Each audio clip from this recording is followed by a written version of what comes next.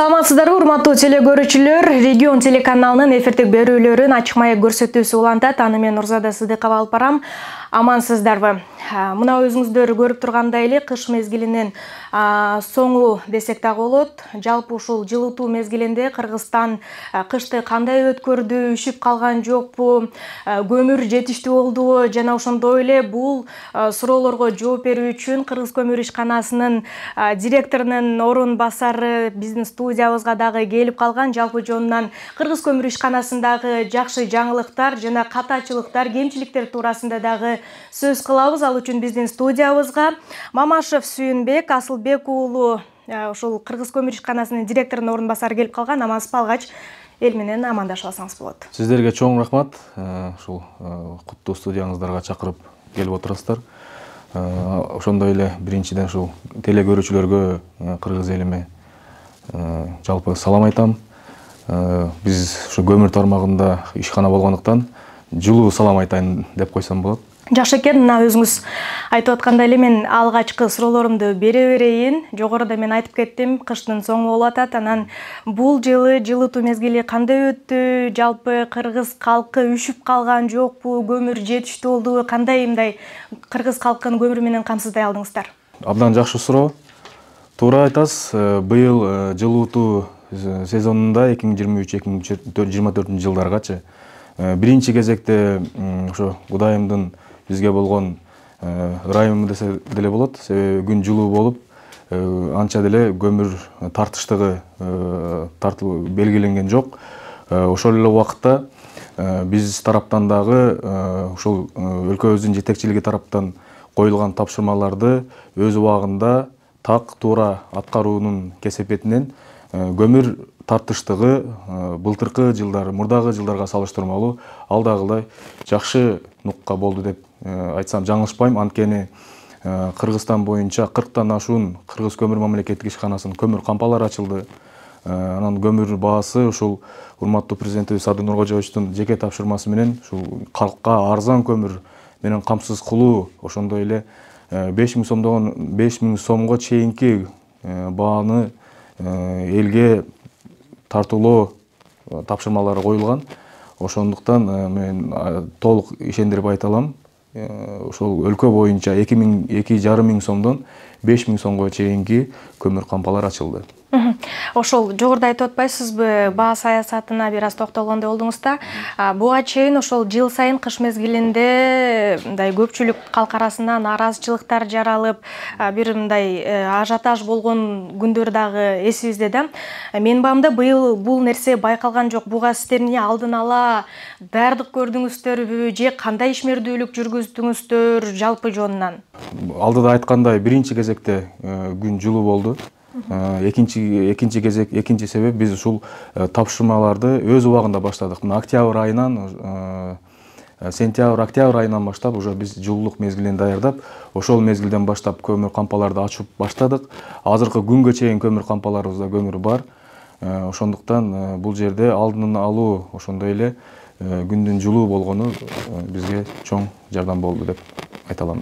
Азыр биздин билишибизче ошол Кыргыз көмүр ишканасына караштуу жалгыз эле ошол Кара Кече көмүр кени иштеп, ошол жалпы кыргызстандыктарды көмүр менен камсыз кылып келет да. Анан бирок белгиленгендей ошол көмүр кенинин көпчүлүгү көмүр негизи өлкөнүн түштүк районунда деп дээрлик 80% деп айтылып келет да. Бирок эмне үчүн ошол түштүк региондо ушул көмүр кендери жок мамлекетке караштуу, буга чейин эмне үчүн ачылган эмес? Абдан актуалдуу суроо болду. Туура айтасыз, буга чейин ушул мамлекеттик ишканада бир эле Кара Кече көмүр кесеминде жумуштар жүрүлүп, ошол жактан мамлекеттик ишкананын көмүр кени болгон. Мына акыркы 2 жылда жаңылышпайм, ушул сиз туура баамдадыңыз. Өлкөбүздүн көмүр кендеринин дээрлик 80%-нан жогорусу түштүк региондо жайгашкан. Ошого байланыштуу азыркы кезде биздин Кыргыз көмүр мамлекеттик ишканасына 18 лицензия көмүр казууга жана чалгындоого лицензиялар берилди. буюрса азыркы күндө ошол лицензияларды иштетүү боюнча алдын ала иш-чараларды жүргүзүп, инвестиция тартып, ошол эле багытта өз күчүбүз менен дагы бир канча кендерди иштетүүгө камданып жатабыз. Буга чейин эмнеге мындай көмүр кендер болбогон деген суроого деле мен сиздердин студияңыз ачык маек дегендиктен сиздерде ачык эле айтайын. Бул жерде биринчи кезекте ушу өлкө жетекчилигинин саясий эрки болду. Себеби буга чейин 3 жыл мурун, жакынкы эле 3 жыл мурун да айтайын, бир дагы мамлекеттик ишканада түштүк региондо көмүр кени болгон эмес да. Анан жалаң ошол жеке жактарга берилип кеткен. Жакшы көмүр кендер жанагы ачык түрдө, жабык түрдө казуу кендери берилип кеткендиктен ошол көмүргө болгон бааны мамлекет туруктай албай жүргөн да. Например, Баткен облусунда 15 000 сомдун тегерегинде, Ош облустарында 8 000 сомдун тегерегинде. Ошондуктан ал эми ошол эле мезгилде Кара Кечиде көмүр казылып, ошо 5 000 сомдун тегерегинде болуп келген. Себеби мамлекеттик ишкана болгондуктан биз бааны турукта ала алганбыз да. Ал эми мына мамлекет алда айткандай ушул урматтуу президентибиз Садыр Нуркожоевич, өкмөт министрлер кабинетинин башчысы урматтуу Акылбек Сөнбекович, ошол эле урматтуу генералыбыз Камчыбек Кыдыршаевичтин жеке көзөмөлдөрүндө ошол эле жанагы айткандай ушул элге болсун, ушул кендер элдин пайдасына иштесин, бүт кендерди ушул бош турган, иштелбей калган, мурда иштеп токтоп калган көмүр кендердин баарын кайрадан жандандырып, биринчи кезекте ушул өлкөбүздүн ички энергетикалык коопсуздугуну, көмүргө болгон муктаждыгын жоюп, андан соң ушул чет элдерге, коңшу мамлекеттерге көмүр экспорттоонун тапшырмалары коюлган. Ошол себептен азыркы күндө бул багытта алдыда чоң долбоорлор бар деп ишендирип айта алам. Мейли жогоруда айтып калбадыңызбы, дээрлик 18 лицензия алдык депчи. Эми мейли лицензия алыптырсыздар, муну кантип иштетесиздер? Мамлекеттин каражаты жетиштүүбү? Кандай жол менен? Бизде адистер жетиштүүбү? Ушул суроолор жаралат да, кандай жол менен иштелет? Туура айтасыз. Азыр дээрлик жана айткандай мындай перспективдүү көмүр кендер буга чейин тилекке каршы берилип кеткендиктен бизге негизинен жер астынан казуу кендери мурда иштей албай, акча жетишсиздигинен иштей албай, мисалы үчүн мына Бешбурхан көмүр кенин айтайлык, Тегене көмүр кендерин айтайлык, Маркай көмүр кендери, ошондой эле Сүлүктүү көмүр кендери мындай мурда күркүрөп иштеп аткан кендердин бирлери болгон эсерим алды. Анан кандайдыр бир себептер менен токтоп калып, иштелбей калган көмүр кендер да. Сиз туура айтасызбы, адистердин бизде эң бир курч маселе бул адистердин жетишсиздиги. Азыркы кезде заманбап технологиялыкларды колдонуу менен көмүр казуу жер астынан Кыргызстанда жок эсе да. Ошондуктан биз бул багытта инвесторлор менен биргелешип иштөө багытында кетип атабыз. Ошол жер астынан көмүр казуу көмүр кендерин айрыкча. Анткени бизде азыр технология жетишсиздик. Экинчи кезекте адистердин жетишсиздиги. Ошондуктан биз аларды менен чогуу биргеликте иштөө макулдашууларга келиштик да. Кимдер? Бул инвесторлор, чет элдик инвесторлор. Мисалы үчүн ошол 2023-жылы урматтуу президент Садыр Нуркожоевич ошол Кытай эл республикасына барганда ошол бизнес коомчулугу менен жолугушуп, Кыргызстанга инвестор тартуу маселелери алдыга коюлуп, андан соң август айларында Бакыт Эргешевичтин жетекчилигинде барып бизнес форумдар өткөрүлүп, ошол жерде биз ошол бизге берилген лицензияларды презентациялап, ошол жактан инвесторлорду тартуу аябай чоң ийгиликтүү болду. Андан соң мына Акылбек Сөнбековичтин жетекчилиги менен расмий иш сапарга Кытай эл республикасына барганда бир канча ниет келишимдерге кол коюп келдик. Тактап айтканда 9 ниет келишимге кол коюп келдик. Андан соң мына кече жакында октябрь айында Кытай эл республикасынын өкмөт башчысы келип, ошол алкагында келишимге келдик.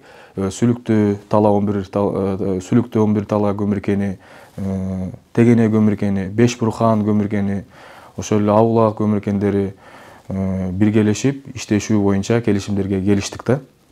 Бул Кытайлык инвесторлар менен биргелешипте иштешип. Анан бул жерде тактап айтып койчу нерсе, мурда инвесторлар десе эле лицензияны колуна карматып коюшкан.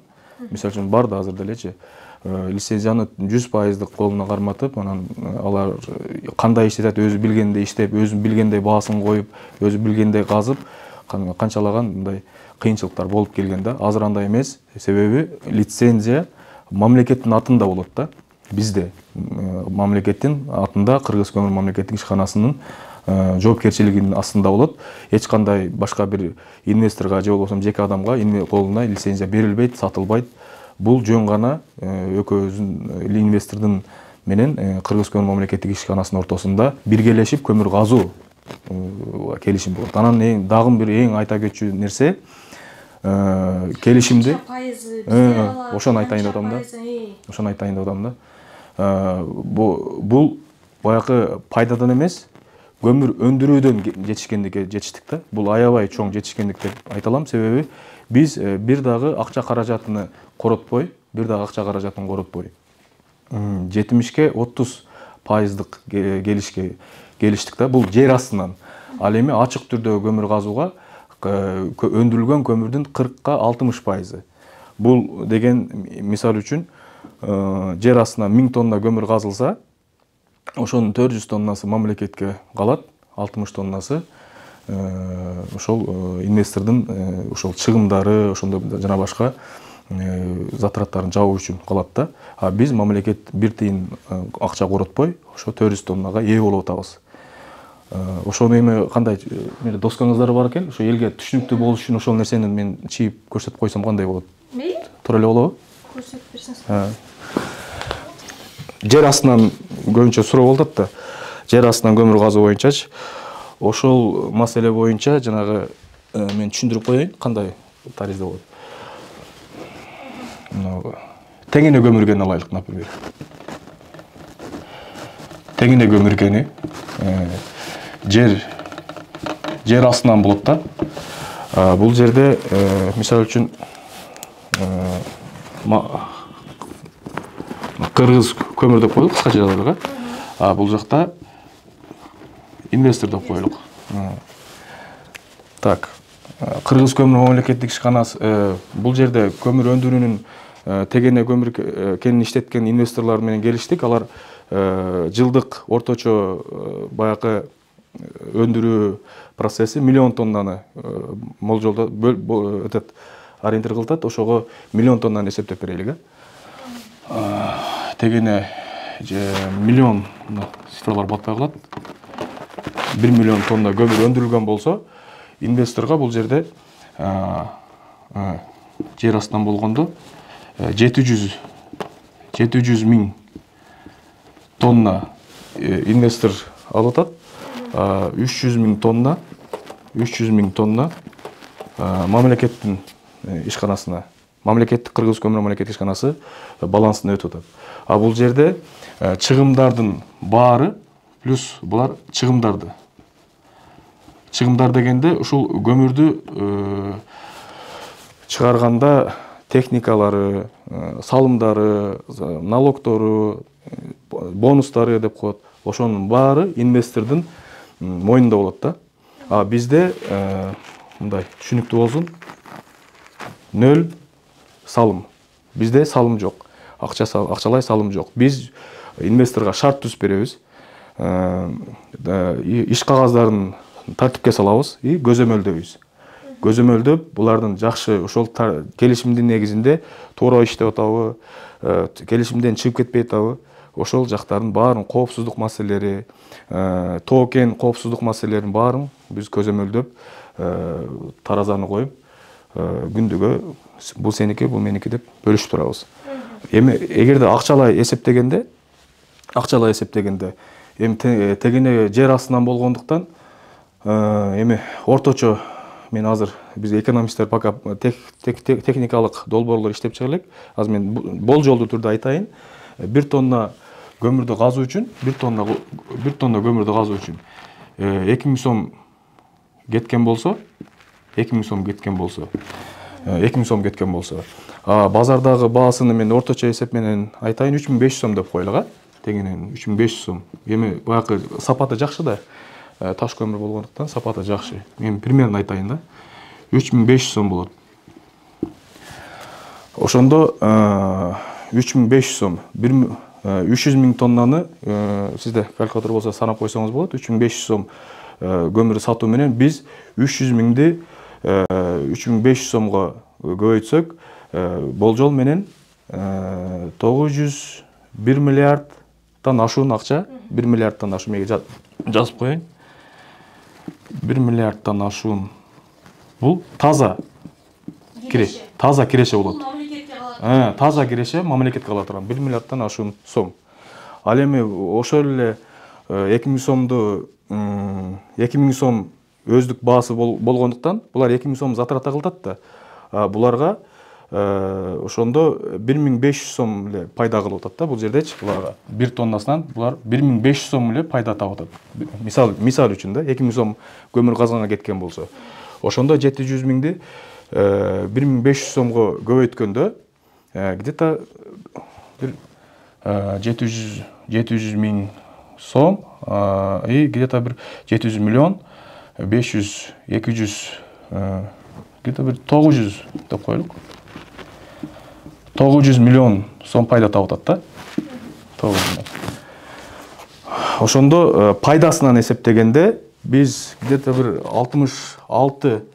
66-70% пайдасынан болсо, ал эми 30-40% пайдасынан инвестордук болуп атат.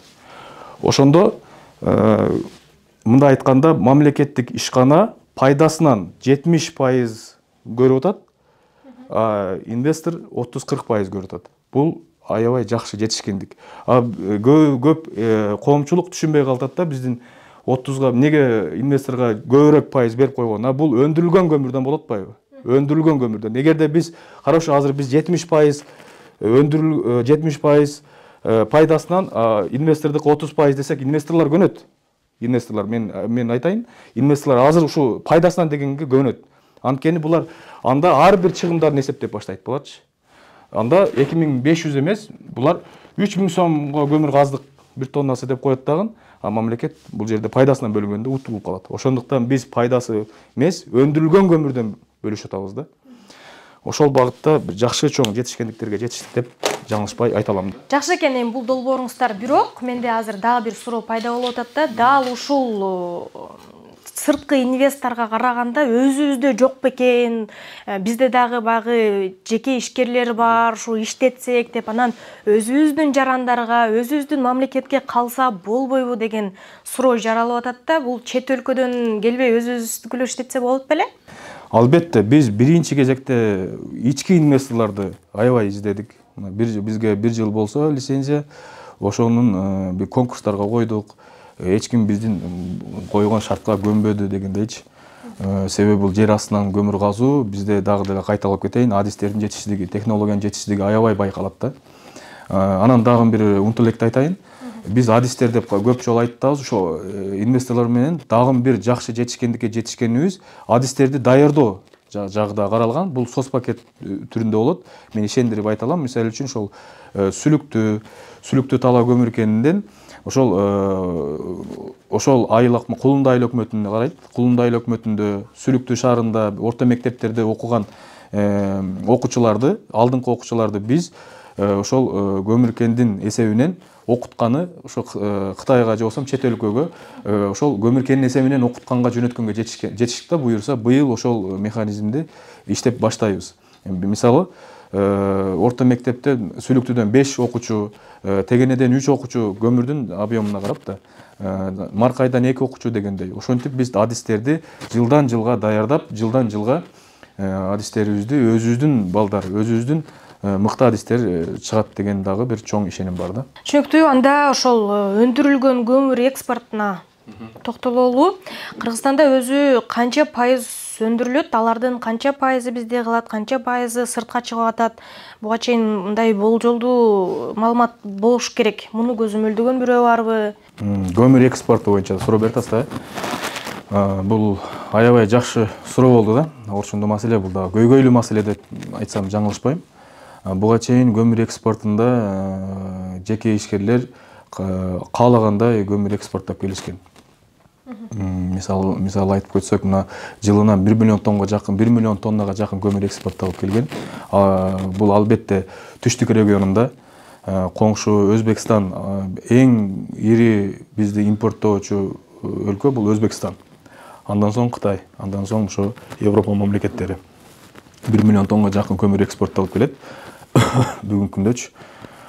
Бирок ошол өндүрүлгөн көмүрдү экспорттоодо мамлекет анчалык Кыргызстанда өндүрүлгөн болсо дагы анчалык пайда жосом салыктарды албай келген да. Бул биринчи кезекте ошо жеке ишкерлердин көмүргө болгон бааны салыктардан качып, эки эсе азайтып көмүрдүн тоннасына болгон бааныч. Мисалы, даже $18 бир тоннасы. Ал эми рыноктон андай эмес да, $18 эмес. Биз Өзбекстанга да барып келдик. Өзбекстанда көмүрдүн баасы канча турат? Чынындагы мына Кыргызстандан өткөн Өзбекстандагы баа кандай болот? Аны биз тактап келдик да. Мисалы, бул жактагы өткөн көмүр ал жакта 8.000 сомдон кем эмес да. 8.000, 10.000 сомдон. А бирок көмүр экспорттоодо ошо эки эсе арзан болуп, ошол жеке ишкерлерге да кыйынчылык болгон, себеби көмүрдү арзан сатып атат да аларчы. Ошондуктан бул жерде биз бул багытта аябай жакшы пилоттук негизде көмүр экспорттоонун мамлекеттик ишкана өз колуна албаса дагы аз-аздан бир пилоттук долбоор катары жакында октябрь айынан баштап, 2023-жылдын октябрь айынан баштап Кызыл Кыя кыргыз-өзбек жол транспорт аркылуу көмүр экспорттоону ири көлөмдө баштадык да. Буга чейин бир аз-аздан баштап көрдүк. Анан бул болот, мамлекетке пайдасы бар экенин билгенден кийин ошол көмүр экспорттоону баштадык. Мисалы үчүн, бүгүнкү күндөгү цифралар менен тактап айтканда 267.000 тонна көмүр экспорттоо келишимге жетиштик. Анын азыркы күндө мен азыр тактап айтып коеюн, 267.000 тоннанын 70.000 тоннанан ашуун көмүрдү экспорттоп азыр коңшу Өзбекстанга экспорттоп бүттүк. Ошол көмүр экспорттоодон мамлекеттик ишкана таза киреше 21 миллиондон ашуун акча болду. 21 миллиондон акча болду. Ал эми ошол 267.000 тоннаны көмүрдү экспорттоо менен НДС салыгы үчүн 200 миллион, ал эми таможенный сбор, баягы башка дагы налоговый сборлор менен кошо 15 миллион 400 миң сом. Ал эми мамлекеттик ишкана өзүнүн жеке жанагы ишмердүүлүгүнүн пайдасы 78 миллион сом болот да, күтүлүүдө. Бул албетте чоң жакшы жетишкендик. Анткени буга чейин көмүр экспорттоодо ички рынокто НДС менен сатылса, ал эми көмүр экспорттоодо НДС салыгы жок да. Бир гана таможенный сбор деп коет, таможенный сбор, НСП салыгы, таможенный сбор и ТПП деп коет, ошол салыктар болгон да. Мындай айтканда, миллион тонна көмүр экспорттоо менен болгону мамлекетке $75.000 айланасында эле акча түшүп турган да. Себеби көмүр экспорттоочу көмүр кен ээси түз Өзбекстанга көмүр экспорттоо менен НДС салыктардан бошотулуп, көмүр салык, көптөгөн салыктар мамлекетке түшпөй келген. Анан биз Кыргыз көмүр мамлекеттик ишканасы азыркы кезде ошол Өзбекстандын ишкерлеринен бизге ишеним көрсөтүп, бизге өзүнүн коммерциялык сунуштарын берип, бизге мындай көмүр керек, айына 100 миң тонна, же 20 миң тонна көмүр керек, мынча сомдон көмүр керек деп бизге сунуштар түшүп атат. Ошол сунуштун негизинде биз ички рынокто мониторинг жүргүзүп, тендер аркылуу бардык жеке ишкер, кызыктар жеке ишкерлер тендер аркылуу ким бизге ылайыктуу ошо пайдасы менен бааны сунуштап берсе, ошол сапаты менен көмүрдү биз ошо тендер аркылуу аныктап көмүрдү экспорттоп атабыз да. Ал ички рыноктон көмүр сатуу менен алар ошо НДС дагы төлөп, НСП налогторун төлөп, ошонун кесепетинен бул салыктардын толук түрү мамлекеттин казасына түшүп атат.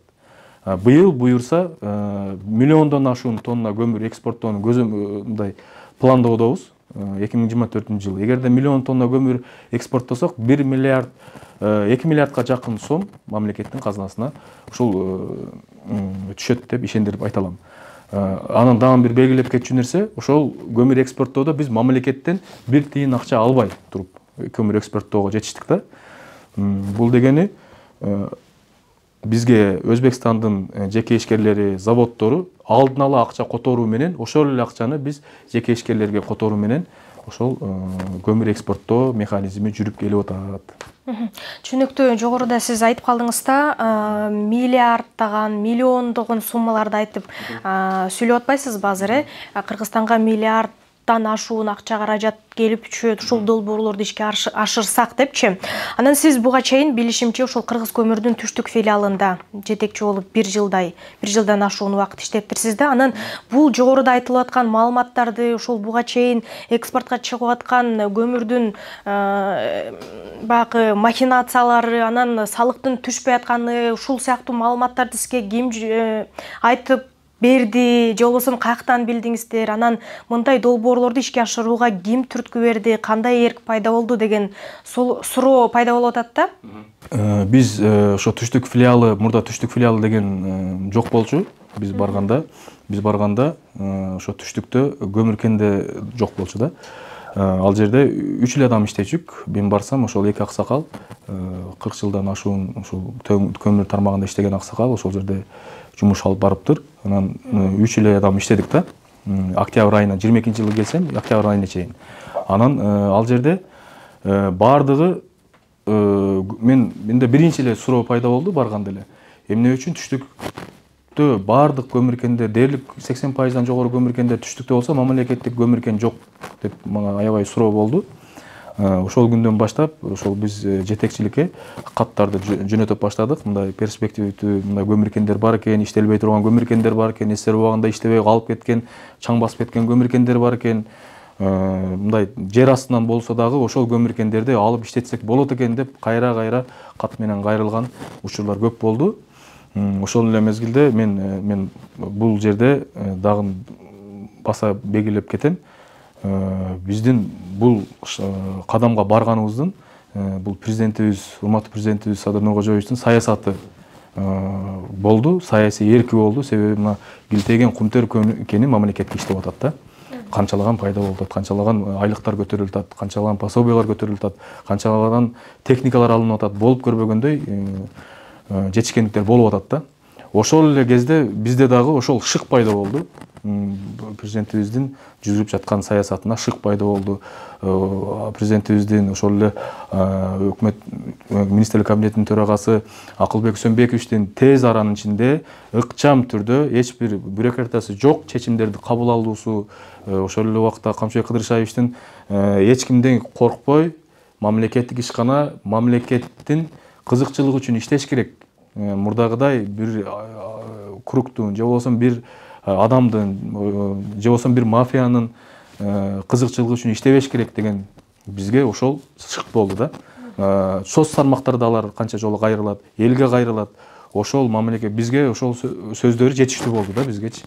Анан биздин сунуштар мына белгилеп айтып кетчү, энергетика министри Талой Мүкеевич дагы аябай жакшы колдоп, жогорку жетекчилерге жеткиргендиктен ошол бизге 18ден ашуун көмүр кен берилип, бизге шарт түзүлүп, бизге мындай көңүл бурулуп, ушул мамлекетке, элге, калкка арзан көмүр камсыз кылуу, ошондой эле мамлекеттин казынасына акча түшүрүү жагы аябай мындай жакшы болуп атат да. Түшүнүктүү. Ушунча долбоорлоруңуз бар экен, жогоруда айтып калдыңыз да. Бул ушул кезге чейин эмне үчүн аткарылбаптыр? Анан муну аткарыш үчүн дагы эмне кылыш керек? Азыр мен айтайын, долбоорлордун толук түрдө дагы айта элек. Мен сизге убакыттан пайдаланып долбоорду эсизге келип кетти. Кандай долбоорлор бар мен айта кетейин. Биринчи кезекте азыркы кезде көмүр тармагында көмүр экспортун аябай көзөмөлгө алышыбыз керек. Көмүр экспортун мамлекеттик саясатын жүргүзүшүбүз керек. Ошондо гана көмүр тармагында тартип болот деп ишендирип айта алам да. Ошол тармакта биз аябай жакшы чоң жумуштар жасалып атат азыркы күндө. Мисалы айтып кетсек, мына Кыргыз-Кытай чек арасы Эркештан постунда келишимге жетиштик. 1 жыл бою сүйлөшүүлөр менен ошо Кытайга барып, анан кайра келип сүйлөшүүлөр менен 7,5 километр ленталык көмүр борбор, ленталык конвейер менен куруу бирге Кытай инвестор менен биргелешип куруу келишимге келдик. Ошондо дагы мамлекеттен бир тыйын акча албай, инвестор полный ошол ленталык конвейерди куруу маселеси каралганда, бул албетте биринчи кезекте экологиялык жактан, ошо машина тыгыны жактан, ошондой эле көмүрдү сапаттуу экспорттоо жагы, ар бир сапаты, ар бир көлөмү боюнча көзөмөлдөө болот деген нерсе да. Ошол эле 7,5 километрди азыркы мен азыр айтып кое берейин, бул буюрса ишке ашат. 157 километр Эркештамдан баштап Дороткоргон Текелик көмүр кенине чейин 157 километр ленталык конвейер көмүр ташууну мурда КАМАЗ менен, Ховалар менен, оор жүк ташуучу машиналар менен жүрүп, жолдо талкаланып, ошол эле убакта көмүр жолдо кетип атып, чаңдан азайып, көп түшүнбөстүктөр болуп келген болсо, азыр эми үстү жабык, ультра звук деп коет, баягы звугу жок, бийиктиги 3 метр, эч бир жаранга, эч бир автотранспортко баягындай ыңгайсыз жаратпай турган ленталык конвейер куруу каралып жатат. Азыр келишимдерди үстүндөн иштеп атабыз. Мына кече жакында айтып кеттим, Сууар Кытайга, Пекинге барып келдик. Ошол долбоорлордун өзүн жеринде көрүп келдик, заводун көрүп келдик. Кантип ошол ленталык конвейер иштеп атат. Ошонун баарын көрүп келдик да. А бул ленталык конвейердин куруу инвестициянын көлөмү 430 миллион доллардан ашуунда.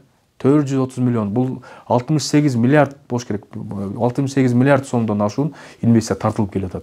Ошол эле кезде пайдасына, ошол ленталык конвейердин иштөө пайдасынан мамлекетке 40%, ал эми инвесторго 60% болуп атат. Бул аябай бизге пайдасы аябай чоң. Бул албетте инвесторлор жөндөн келе берген жок. Өлкө жетекчилиги саясаты туура болуп, инвесторлорго туура мамиле жасап, ошол өлкө жетекчилигине, өкмөткө ишенип, инвесторлор ошончолук көлөмдөгү акчаларын салып келип атат да. А биз мамлекеттик ишкана ошону дагы баягындай сол чөнтөк, оң чөнтөк дагы бирдеме кылбай, таза мамлекетке иштесек, бизге инвесторлор келип атат. Агуу эле келип атат да. Мына кече жакында ушу инвестор деп коелук, мына Японияга урматтуу президентибиз барып келди. Артынан эле Япониянын чоң компаниясы, Senta Group деген компаниясы келди. Азыр алар менен меморандум түздүк үшөч.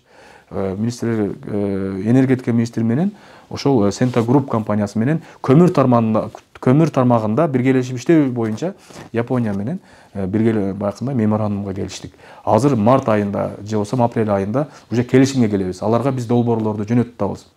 Мисалы үчүн Кара Кече кесиминде ТЭЦ курууга, Кызылкая жакта обогатительный фабрика, көмүрдү тазалоочу фабрика, ошондой эле көмүр кендерди биргелешип иштешүү боюнча бир канча долбоорлорду жөнөттүк. Кайсы аларга ыңгайлуу болсо, ошол долбоорлорду биргелешип иштешүү боюнча дагы жетишкендиктерге жетиштик да, буюрсачы. Андан сырткары мына Кызылкая жакта дагы мамлекеттик ишканага 20 гектар жер берилип, азыркы күндө Өзбекстан менен дагы ленталык конвейер куруу, көмүр логистикалык борбор ленталык конвейер менен куруу багыты каралып атат. Бул дагы жакынкы мына 24-жылы уже курулуп ишке ашуу жагы каралган да. Бул бардык долбоорлор өкмөттүн көзөмөлүндө, өкмөттүн иш мерчемине кирген. Ошолордун ар бир ай сайын, ар бир квартал сайын биз жыйынтыктарын, отчетторун берип турабыз. Жакшы, анан жогоруда долбоорлорду айтып калдыңыз, келишимдерди айтып атасыз. Эми бул долбоорлорду ишке ашырууга эч кандай тоскоолдуктар болбой атабы? Бизде Кыргызстанда айрым учурда ушундай бир тоскоолдуктар болуп атат деген дагы бир мындай кейиштүү жагдайлар орун алып калган жайлары бар да? Эми ишке ашабы деген суроо болуп атат да, эми ушунча долбоорду алып келип атасыздар, инвесторлорду тартып атасыздар, миллиарддаган сумманы айтып атасыздар, бирок тоскоолдук болбойбу деген суроого кандай жооп бересиз? Мен ишендирип айта алам. Өлкө жетекчилиги турганда бизде мындай чоң тоскоолдуктар болбойт. Биз ага ишенебиз. А бирок сиз айткандай, мындай мурда калыптанып калган тоскоолдуктар бар. Коркутуулар бар. Же болбосо бир башка бир механизмдерди колдонуп, ушу токтотуп калуу бизди ушул багытыбыздан, кетип аткан багытыбыздан ар түрдүү шылтоо менен токтотуп калуу, кандай десем, процесстер болуп атат. ачык эле айтайын, мени көрүп турган болсо өздөрү дагы көрүп билип турса керек. Өзүңүз дагы жогоруда айтып калдыңыз, ушул коркутуулар бар деп, ушул баягы чоң акча бар жерде чоң кызыкчылыктар болот дегендей, ушул нерселерди ишке ашырууда айрым бир чоң аттуу баштуулардын куйругун тебелеп алган жоксузбу, же кандай, эмне үчүн айттыңыз жогоруда сөздү? Албетте, бул куйрук басуу деген деле болгон жок, бирок чынында көмүр экспортун эле айтайлык. Көмүр экспортунан канчаган миллиарддаган акча азыр мамлекетке түшүрөйүн деп атабыз да. Ошол жакта дагы көп бизде тоскоолдуктар албетте бар. Жанагы бул бала монополия кылып алды, же болбосо дагы бирдеме кылып алды деп ар демени жабыштырып көрүшүп атат, бирок окшошпой атат. Себеби биз буюрса ушул мекенибизге таза иштейин деп атабыз да. Ошол жагы каралган. Анан тиги коркутуулар деген грубо айтылып калды, бирок бул жок эмес деген нерсе да. Жок эмес деген нерсе, бирок мен айтып атпайм дагы делечи. Мен эгерде бул өкмөт башчыбыз, энергетика министрлиги, ошол эле урматтуу президентибиз Садыр Нуркожоевич өзү айтып атпайбы? Камчыбек Кыдыршаевич айтат, мамлекеттик ишканалар кийин сиздерди жанагындай кыла турган болсо, коркутуп, үркүтүп, же болбосо дагы бирдеме кыла турган болсо, биз турабыз деп, биз кепилдик беребиз деп турбайбы? Ошол эле сыяктуу биз ага ишенип атабыз да. Биз ишенип ошол кадамга барып атабыз. Тобокелдүү кадамдарга барып атабыз. Ошол эле жер, мына 10 гектар жерди, 20 гектар жер Кызыл Кай шаарынан мамлекеттик ишканага берилди. Эркештамдан 10 гектар жер мамлекеттик ишкана берилди. Ал жерлер башка бирөөнүкү болчу да, жеке ишкерлердики болчу. Бирок бизге өткөрүлүп берди. Ошол убакта биз кээ бирки эме атуулдарга бир жагымсыз шарттар болуп калат да. Бирок биз 1-2 адамды карабашыбыз керек да. 1-2 топту карабашыбыз керек да. Биз бүтүндөй элди карашыбыз керек. Бүтүндөй элдин кызыкчылыгын карашыбыз керек. Бир топторду карасак анда иш болбойт да. Ошондой эле биздин алда койгон бир канча долбоорлорубуздун жалпы инвестициянын көлөмү уже 1 миллиард долларга жакындап башталат буюрсачы. Биздин ниет келишимдер, биргелешип иштешүү келишимдер, ленталык конвейерди куруу келишимдери баарынын суммарына эсептегенде 1 миллиард долларга чейин жакындап баштады да. Албетте бул аябай чоң инвестиция, көмүр тармагында болуп көрбөгөндөйчү.